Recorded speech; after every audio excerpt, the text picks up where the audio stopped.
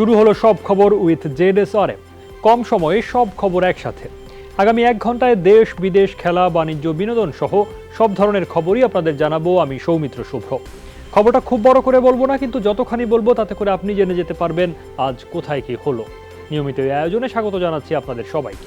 ঈদে ঢাকা ছেড়ে যাওয়া মানুষের ঢল দেখে উদ্বিগ্ন স্বাস্থ্য অধিদপ্তর। সাধারণ মানুষকে ঘর থেকে বের না হওয়ার আকুল আবেদন জানিয়েছে তারা। দিয়েছে একদিনের রেকর্ড সর্বোচ্চ 24 জনের মৃত্যুর খবর। এ নিয়ে মোট প্রাণহানি 432। দুপুরে অধিদপ্তরের নিয়মিত ব্রিফিংয়ে আরও জানানো হয়, গত 24 ঘন্টায় নতুন 1694 জনের করোনা শনাক্ত হয়েছে। এ পর্যন্ত মোট করোনা আক্রান্তের সংখ্যা 30,205। গত 24 ঘন্টায় 588 জন নিয়ে এখন পর্যন্ত সুস্থ হয়েছেন 6,190 জন। মারা যাওয়া 24 জনের মধ্যে 50-এর ওপরে 14 জন আর 20 থেকে 50 বছর বয়সের মধ্যে 10 জন। মারা যাওয়াদের মধ্যে ঢাকা বিভাগে 13, চট্টগ্রামে 9, বরিশালে 1 ও ময়মনসিংহে 1 জন। গত 24 ঘন্টায় নমুনা সংগ্রহ করা হয় 9,993টি। এর মধ্যে পরীক্ষা করা হয় 9,727টি। যে যেখানে আছেন সেখানেই অবস্থান করুন। শহর থেকে গ্রামের দিকে যাবেন না। যে প্রিয় আত্মীয় পরিজনের সাথে মিলিত হবার জন্য আপনি শহর ছেড়ে গ্রামে যেতে যাচ্ছেন, আপনার কারণে আপনার সেই প্রিয়জন ঝুঁকিতে না পড়ে। মাননীয় প্রধানমন্ত্রী শেখ হাসিনার সেনাপতিত্বে সরকারের প্রতিটি মন্ত্রণালয় প্রত্যক্ষ বা পরোক্ষভাবে জনসাধারণের তথা আপনার জন্য কাজ করে যাচ্ছে। প্রিয়জনের সাথে ঈদ করতে সব বিধিনিষেধকে বুড়ো আঙুল দেখিয়ে বাড়ি ফিরছে মানুষ। রাজধানীর ভেতরে ও চেকপোস্টগুলোতে আইন শৃঙ্খলা বাহিনীর তৎপরতার দেখা নেই। ঢাকা থেকে মানুষজন যে যেভাবে পারছেন বাড়ির দিকে ছুটছেন। গণপরিবহন বন্ধ থাকায় বিকল্প সব যানবাহনে মানুষ বাড়ি ফিরছেন। ভাড়া কয়েক গুণ বেশি নিলেও ঘরমুখো মানুষের তা নিয়ে তেমন মাথা ব্যথা নেই। গণপরিবহন বন্ধ থাকলেও ব্যক্তিগত গাড়িতে ঈদ যাত্রা করা যাবে বলে জানিয়েছেন র্যাবের মহাপরিচালক চৌধুরী আব্দুল্লাহ আল মামুন। তো আর গাড়ি নাই, এখন দাম বেশি, তারপরে বাসায় যেতে হবে। আজকে আসছি যে দেখতে কোনোভাবে যাওয়া যায় কি না। রাস্তায় বের হইছি, যদি 2-1টা যাত্রী পাই, 2-4 পয়সা কামাইও বাসার বাজারটা করতে পারবো। ব্যক্তিগত গাড়ি নিয়ে, যানবাহন নিয়ে চলাচল করা যাবে, কিন্তু গণপরিবহন চলাচল করা যাবে না। কারফিউর মতো পরিস্থিতিতে যাওয়ার মতো সুযোগ প্রয়োজন এখনো আছে বলে আমাদের কাছে মনে হচ্ছে না। এদিকে ফেরি চলাচল শুরু হওয়ায় ঘাটে বেড়েছে ব্যক্তিগত গাড়ির সংখ্যা। সকাল থেকে শিমুলিয়া, কাঁঠালবাড়ি ও পাটুরিয়া দৌলতদিয়া রুটে পুরোদমে পারাপার চলছে। ব্যক্তিগত গাড়িতে ঈদ যাত্রা করা যাবে এমন ঘোষণার পর দুপুর থেকে ঘাটে বাড়তে থাকে প্রাইভেট কার, মাইক্রো ও মোটরসাইকেলের সংখ্যা। পণ্যবাহী ট্রাক পারাপার সীমিত রেখে এসব ব্যক্তিগত গাড়ি পারাপারে অগ্রাধিকার দেয়া হচ্ছে বলে জানিয়েছেন বিআইডব্লিউটিসির কর্মকর্তারা। প্রাইভেটের দিকে আসতেছিল, ওই প্রাইভেটে উঠে আসছে। চলে আসছেন না? কত টাকা ভাড়া নিচ্ছে? 500 টাকা ভোগান্তি এটা, ঠিক আছে? হ্যাঁ, এটা যদি বৃহস্পতিবারে বুধবারে যদি ছেড়ে দিই, তাহলে তো আমাদের এর আগে আমরা বুধবারে সারা রাত এখানে আছি। সাতক্ষীরায় প্রভাবশালী ঘের মালিকদের স্বেচ্ছাচারিতায় বারবার হুমকির মধ্যে পড়ছে বেড়িবাঁধগুলো। অবৈধভাবে বাঁধের ভেতর দিয়ে পাইপের মাধ্যমে পানি সরবরাহের কারণে ঝড় বন্যায় বিলীন হয়ে যাচ্ছে বাঁধের বিভিন্ন পয়েন্ট। স্থানীয়দের অভিযোগ, প্রশাসনের নাকের ডগায় ঘের মালিকরা এমন কর্মকাণ্ড করলেও কোনো ব্যবস্থা না নেয়ায় এবারও আমপানে ক্ষতিগ্রস্ত হয়েছেন তারা। আবারও সময় দেবে না, এই বান কাজ করতে হবে। এবার বান্ধা ধরা যে যখন হয়ে যাবে, যখন বান্ধা ধরা হয়ে যাবে তখন ওরা ওই রাস্তার মধ্যে হাঁটতে দেন না। এইসব ঘেরের মাছ খেতে পান আপনারা? না, এই যে কলগুলো, পাইপ কলগুলো যেহেতু মামলা হয়েছে, এটা মামলা চলছে, এই জন্য তো আমরা এদেরকে আবার কিছু বুঝতেও পারি না। যেন মামলা হয়েছে, মামলা নিষ্পত্তি না হওয়া পর্যন্ত এই পাইপগুলো তারা চালাচ্ছে। ঘূর্ণিঝড় আমপানের প্রভাবে বাগেরহাটে ব্যাপক ক্ষতি হয়েছে মৎস্য খাতে। জলোচ্ছ্বাসে ভেসে গেছে 4,500-এরও বেশি মাছের ঘের। করোনার কারণে এমনিতেই ক্ষতিগ্রস্ত চিংড়ি খাত, ঘের ভেসে যাওয়ায় দিশেহারা হয়ে পড়েছেন মৎস্য চাষিরা। জেলা মৎস্য অফিসের তথ্য অনুযায়ী মাছের ঘের ভেসে যাওয়ায় ক্ষতি হয়েছে অন্তত 3 কোটি টাকা। যদিও ব্যবসায়ীদের দাবি ক্ষতির পরিমাণ কয়েক গুণ বেশি। এখন সর্বশেষ হয়েছে কি যে এই বিশেষ বন্যায় আমাকে সব ভাসিয়ে গেছে। মোট 4,635টি ঘের ক্ষতিগ্রস্ত হয়েছে। সবচেয়ে বেশি ক্ষতিগ্রস্ত হয়েছে মংলা উপজেলায়। পুঙ্খানুপুঙ্খানুভাবে ডি ফর্ম বলে, এই ডি ফর্মে আমরা অ্যাসেসমেন্টটা করবো। অ্যাসেসমেন্ট করতে একটু টাইম লাগবে। বাড়িতে বাড়িতে গিয়ে সার্ভে করে তখন আমরা সুনির্দিষ্ট করে বলতে পারবো যে ঠিক কী পরিমাণ ক্ষতি হয়েছে। ভারতের পশ্চিমবঙ্গে সময় গড়ানোর সাথে সাথে স্পষ্ট হচ্ছে ঘূর্ণিঝড় আম্পানের ধ্বংসযজ্ঞ। মৃতের সংখ্যা বেড়ে দাঁড়ালো 80 জনে। নিহতদের পরিবারগুলোকে 2.5 লাখ রুপি করে ক্ষতিপূরণের আশ্বাস দিয়েছেন মুখ্যমন্ত্রী মমতা ব্যানার্জি। দুর্গত এলাকা পরিদর্শনে গিয়ে রাজ্য সরকারকে 1000 কোটি রুপি সহায়তার প্রতিশ্রুতি দিয়েছেন প্রধানমন্ত্রী নরেন্দ্র মোদী। পূর্ব সতর্কতায় ঝড়ে বিপুল প্রাণহানি এড়ানো সম্ভব হলেও আশ্রয় কেন্দ্রগুলোতে করোনা সংক্রমণের ঝুঁকিতে 5 লাখের বেশি মানুষ। 2 মাস ধরে লকডাউন, কাজকর্ম নেই, ঘরে খাবারও নেই। ঝড়ের কবল থেকে বাঁচতে সব ফেলে আশ্রয় কেন্দ্রে গিয়েছিলাম। এসে দেখি ঘরের চাল নেই, টিভি, ফ্রিজ সব নষ্ট হয়ে গেছে। যে ধ্বংসযজ্ঞ আর ক্ষয়ক্ষতি হয়েছে তা পুনর্গঠনে বিশাল কর্মযজ্ঞ প্রয়োজন, আর সে প্রক্রিয়া বেশ সময় সাপেক্ষ। পশ্চিমবঙ্গ সরকারের সাথে কাঁধে কাঁধ মিলিয়ে কাজ করে যাচ্ছি।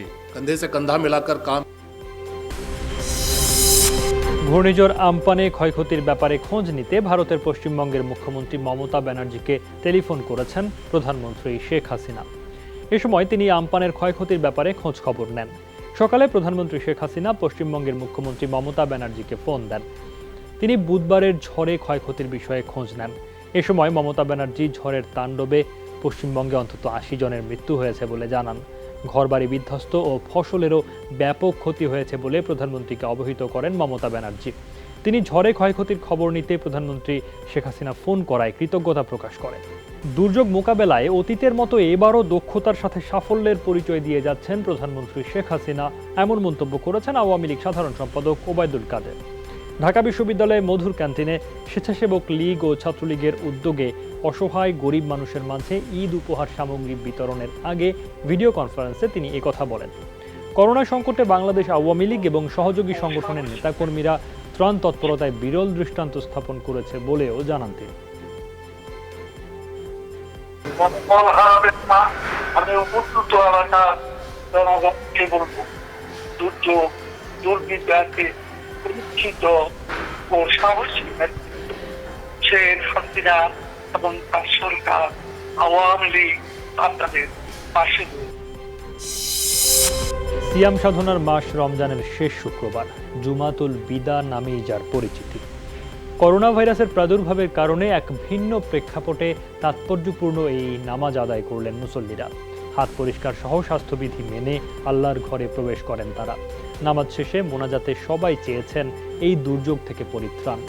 সামনে ঈদ, পরিস্থিতি বিবেচনায় সেই জামাতেও কিছুটা বিধিনিষেধ দিয়ে রেখেছে সরকার।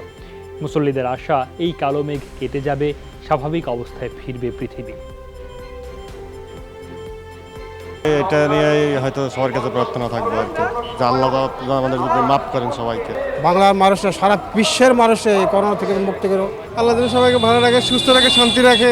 আল্লাহর কাছে চাইবে আর কি বলায়, মানে এগুলো যেন চলে যায়। নামাজ পড়ে খুব শান্তি পাইছি। আজকে শেষ জুম্মা, আর আজকের নামাজটা খুব সুন্দরভাবে পড়তে পারছি।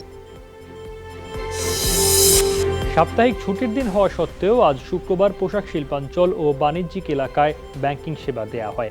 আগামীকাল শনিবারও এসব এলাকায় সব ব্যাংক খোলা থাকবে। ঈদের আগে শ্রমিক, কর্মচারী, কর্মকর্তাদের বেতন ভাতা পরিশোধে সুবিধা নিশ্চিত করতে এই উদ্যোগ নেওয়া হয়েছে। ঢাকা মহানগরী, আশুলিয়া, টঙ্গী, গাজীপুর, সাভার, ভালুকা, নারায়ণগঞ্জ ও চট্টগ্রামে অবস্থিত শিল্প এলাকার তফসিলি ব্যাংকের গার্মেন্টস সংশ্লিষ্ট শাখা খোলা রাখা হয়। এসব শাখায় আজ লেনদেন চলে সকাল 10টা থেকে বেলা 12টা পর্যন্ত। শনিবার লেনদেন হবে সকাল 10টা থেকে বেলা 2:30টা পর্যন্ত। গতকালকে আমাদের অ্যাকাউন্টে পেমেন্টটা ঢুকছে, বাইরে থেকে পেমেন্টটা আসছে, তো যার কারণে গতকাল লাস্টে আরও উঠাতে পারিনি। ওয়ার্কারদের স্যালারি এবং বোনাসের ব্যাপার আছে, গার্মেন্টস তো এই জন্য টাকা দিতে হবে। গার্মেন্টস বাড়িদের জন্য খোলা, আমাদের সাধারণ লেনদেনের জন্য কোনো খোলা নাই। আমাদের কিছু বলে নাই যে অনলাইনে ভিত্তিক না এই করেন বা গার্মেন্টসের টাকা, কিছুই তারা বলে নাই। গার্মেন্টস অ্যান্ড টেক্সটাইলের ওয়ার্কারদের স্যালারির জন্য, স্যালারি দেওয়ার জন্য রিলেটেড যেসব সার্ভিসগুলো আছে সেগুলো দিচ্ছি।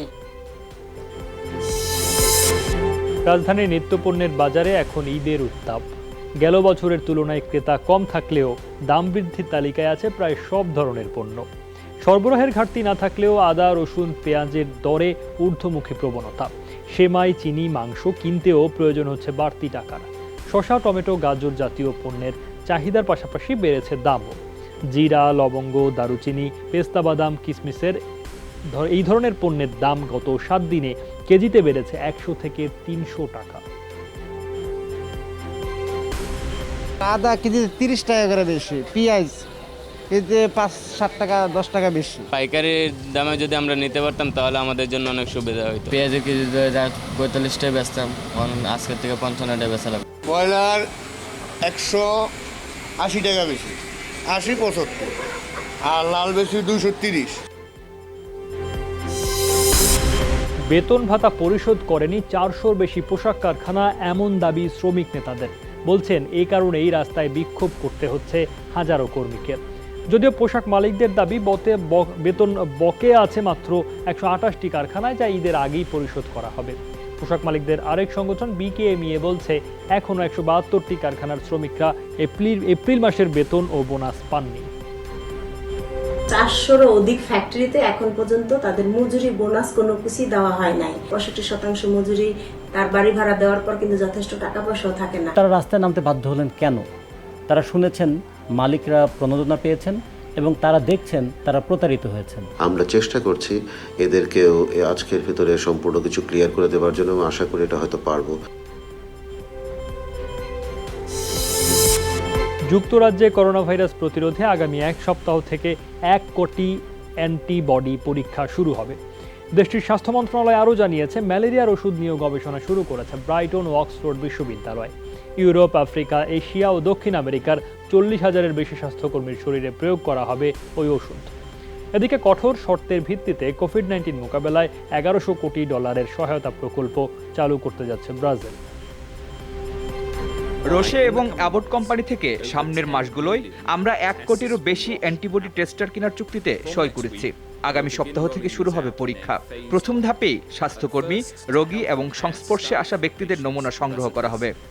করোনা ভাইরাস মোকাবেলায় রাজ্যগুলোতে $1100 কোটি প্রকল্প শুরু করতে যাচ্ছে সরকার। অবশ্য তহবিল পেতে কিছু শর্ত মানতে হবে।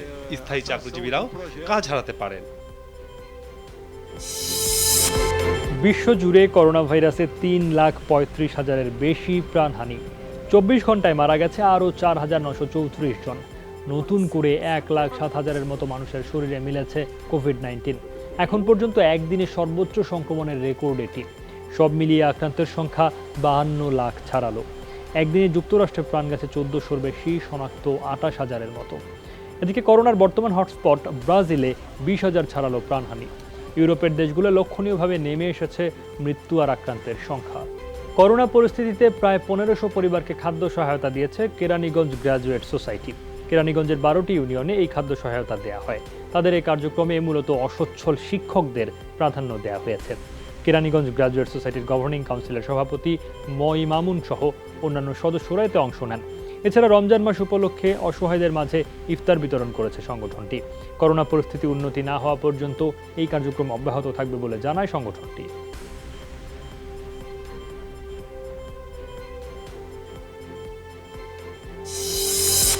প্রায় 650 পরিবারের মাঝে ঈদ উপহার তুলে দিয়েছে one sky family foundation.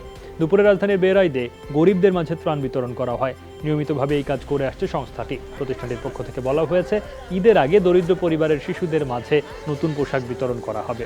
Corona পরিস্থিতি স্বাভাবিক না হওয়া পর্যন্ত তাদের এই মানবতাবাদী কার্যক্রম অব্যাহত রাখার ঘোষণা দেওয়া হয়।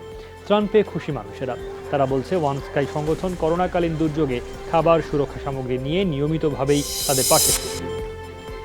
এবার এক নজরে দেখে নেব কয়েকটি খবর। সেনাপ্রধানের পক্ষ থেকে রাজশাহীতে দরিদ্র ও দুস্থ মানুষের মাঝে ত্রাণ সামগ্রী বিতরণ করা হয়। সকালে নগরীর টি বাঁধ এলাকায় 300 দরিদ্র পরিবারের মাঝে শুকনো খাদ্য ও ঈদ সামগ্রী বিতরণ করা হয়। উল্লেখ্য, করোনা পরিস্থিতিতে 8 ডকের ব্যবস্থাপনায় বাংলাদেশ ইনফ্যান্ট্রি রেজিমেন্টাল সেন্টার এ পর্যন্ত রাজশাহী নগর ও জেলা জুড়ে 1900 পরিবারের মাঝে 21 মেট্রিক টন খাদ্য বিতরণ করেছে। নওগাঁয় ৩০০ পরিবারে ঈদের খাবার সামগ্রী দিয়েছে সেনাবাহিনী। সকালে সদর উপজেলা পরিষদ চত্বরে উপহার সামগ্রী বিতরণের সময় সেনা ও স্থানীয় প্রশাসনের কর্মকর্তারা উপস্থিত ছিলেন। উপহার সামগ্রীর মধ্যে রয়েছে চাল, ডাল, সেমাই, চিনি সহ বিভিন্ন রকম খাবার। ঈদ উপলক্ষে রাঙামাটিতে অসহায় মানুষদের মধ্যে ত্রাণ দেওয়া হয়েছে। সকালে জেলার চিংলা মংমারি স্টেডিয়ামে ত্রাণ দেন সেনা সদস্যরা। এর আগে উদ্বোধন করা হয় 1 মিনিটের বাজারের। এ সময় সেনা রিজিয়ন কমান্ডার করোনা সংক্রমণ ঠেকাতে সবাইকে বারবার হাত ধোয়ার পরামর্শ দেন। বলেন, যতদিন না পরিস্থিতি স্বাভাবিক হচ্ছে ততদিন পর্যন্ত ত্রাণ তৎপরতা অব্যাহত থাকবে। রাজশাহীতে সুবিধাবঞ্চিত 500 পরিবারের মাঝে খাদ্য সামগ্রী বিতরণ করেছে বর্ডার গার্ড বাংলাদেশ বিজিবি। দুপুরে বাঘা থানার আলাইপুর প্রাথমিক বিদ্যালয় মাঠে ও চর মাঝারদিয়া এলাকায় পদ্মাপাড়ের বাসিন্দাদের মধ্যে রাজশাহী ব্যাটালিয়ন 1 বিজিবি বিদ্যানন্দর পাঠানো খাদ্য সহায়তা বিতরণ করা হয়। এই সহায়তার মধ্যে আছে চাল, ডাল, তেল ছাড়াও ঈদ সামগ্রী। করোনা ভাইরাসের কারণে কর্মহীন দুস্থদের মাঝে খাবার বিতরণ করেছে জাতীয়তাবাদী দল বিএনপি। জেলা বিএনপি সভাপতি আলহাজ গোলাম নবী আলমগীরের পক্ষ থেকে সকালে 10,000 পরিবারের মাঝে ত্রাণ সামগ্রী বিতরণ করা হয়। জেলা বিএনপি ও সহযোগী সংগঠনের নেতারা আয়োজনে উপস্থিত ছিলেন। প্রতি পরিবারের মাঝে চাল, ডাল সহ খাদ্য সামগ্রী দেওয়া হয়। নীলফামারীতে করোনায় ক্ষতিগ্রস্ত শ্রমিক ও অসহায়দের আর্থিক সহায়তা দিয়েছে ইউনিভার্সাল এমিটি নামে একটি স্বেচ্ছাসেবী সংগঠন। বৃহস্পতিবার ডিমলা উপজেলার সর্দারহাট এলাকায় অন্তত 50 জনকে দেওয়া হয় এই সহায়তা। এদিকে খুলনায় ঘূর্ণিঝড় আমপানে ক্ষতিগ্রস্তদের আর্থিক সহায়তা দিয়েছে ইউনিভার্সাল এমিটি। পাইকগাছা উপজেলায় শতাধিক পরিবারকে নগদ অর্থ তুলে দেওয়া হয়। এই সময় সংগঠনের প্রতিষ্ঠাতা মেহেদী হাসান সহ উপস্থিত ছিলেন আরও অনেকে। কিশোরগঞ্জের কটিয়াদীতে শতাধিক প্রতিবন্ধী, ভিক্ষুক, এতিম, বিধবা ও বয়স্কদের মধ্যে ঈদ উপহার বিতরণ করা হয়েছে। উপজেলা শাখা যুগান্তর স্বজন সমাবেশের উদ্যোগে সরকারি উচ্চ বিদ্যালয় মাঠে আয়োজন করা হয় অনুষ্ঠানের। যুগান্তরের কিশোরগঞ্জ ব্যুরো চিফ ও যমুনা টিভির রিপোর্টার এটিএম নিজামের উদ্বোধনে অনুষ্ঠানে প্রধান অতিথি ছিলেন কিশোরগঞ্জ 2 আসনের সংসদ সদস্য নূর মোহাম্মদ। চট্টগ্রামের রাঙ্গুনিয়ায় 400 হাফেজের মাঝে ঈদ উপহার বিতরণ করা হয়েছে। করোনার কারণে এবার তারাবির নামাজ না হওয়ায় ক্ষতিগ্রস্ত হাফেজদের এই উপহার দেওয়া হয়। মধ্যপ্রাচ্য ভিত্তিক ব্যবসায়িক প্রতিষ্ঠান গালফ স্টার হাই প্রজেক্ট লিমিটেডের উদ্যোগে উপহার সামগ্রী তুলে দেওয়া হয় হাফেজদের হাতে। এছাড়া প্রতিষ্ঠানটির পক্ষ থেকে এলাকায় পিছিয়ে পড়া জনগোষ্ঠীর মাঝে ঈদের উপহার বিতরণ করা হয়। পাকিস্তানের করাচিতে 98 আরোহী নিয়ে একটি যাত্রীবাহী বিমান বিধ্বস্ত হয়েছে। শুক্রবার লাহোর থেকে করাচি যাওয়ার সময় জিন্না আন্তর্জাতিক বিমানবন্দরের কাছে এই দুর্ঘটনা ঘটে। এতে বহু হতাহতের শঙ্কা করা হচ্ছে। পাকিস্তানি বিভিন্ন গণমাধ্যম বলছে, অবতরণের আগ মুহূর্তে ভূমিতে আছড়ে পড়ে বিমানটি। দুর্ঘটনার শিকার পাকিস্তান ইন্টারন্যাশনাল এয়ারলাইন্সের বিমানটিতে 90 জন যাত্রী এবং 8 জন ক্রু ছিলেন। করোনা মহামারীর কারণে প্রায় 2 মাস বন্ধ থাকার পর দেশটির অভ্যন্তরীণ রুটে বিমান চলাচল শুরু হলো গেল শনিবার। জার্মানির মতো লাতিন আমেরিকা অগ্রণী ভূমিকা পালন করছে কোস্টারিকা। করোনা মহামারীকে পাশ কাটিয়ে দেশটিতে শুরু হয়েছে প্রিমিয়ার লিগ। দেশটির প্রধান 2 বড় দলের ম্যাচ দিয়ে মাঠে ফেরে ফুটবল, যেখানে বর্তমান টেবিল টপার দেপোর্টিভো সাপ্রিস 1-0 গোলে হারিয়েছে চিরপ্রতিদ্বন্দ্বী হেরেডিয়ানোকে। এই ছিল আজকের সব খবর উইথ জেডএসআরএম। যে কোনো সংবাদ সবার আগে জানতে চোখ রাখুন যমুনা টেলিভিশনে। ভিজিট করুন আমাদের website, Facebook page, YouTube channel. Log in করুন www.jomuna.tv, Facebook/যমুনা টেলিভিশন, YouTube/যমুনা টিভি বিডি। এতক্ষণ সাথে থাকার জন্য সবাইকে ধন্যবাদ।